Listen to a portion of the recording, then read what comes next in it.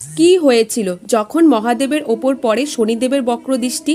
কাহিনীর অনুসারে একবার শনিদেব মহাদেবের সাথে দেখা করতে কৈলাস পর্বতে আসেন। শনিদেব মহাদেবকে প্রণাম করে বলেন, হে প্রভু, কাল আমার বক্রদৃষ্টি আপনার ওপর পড়তে চলেছে। শনিদেবের কথা শুনে মহাদেব বলে, হে শনিদেব, আপনার বক্রদৃষ্টি আমার ওপর কতক্ষণ থাকবে? তখন শনিদেব বলে, প্রভু, পুরো 3 প্রহর পর্যন্ত আমার বক্রদৃষ্টি আপনার ওপর থাকবে। এইটুকু বলেই শনিদেব কৈলাস পর্বত থেকে ফিরে যান। তখন ন্যায়ের দেবতা শনিদেবের বক্রদৃষ্টি থেকে বাঁচার জন্য মহাদেব কপিলা বনে যান তথা 3 প্রহর পর্যন্ত সেখানে হাতি রূপ ধারণ করে বিচরণ করতে থাকেন। এরপর যখন মহাদেব নিজের পূর্ণ রূপ ধারণ করে কৈলাস পর্বতে যান, তখন দেখেন শনিদেব ওনার জন্য অপেক্ষা করছেন।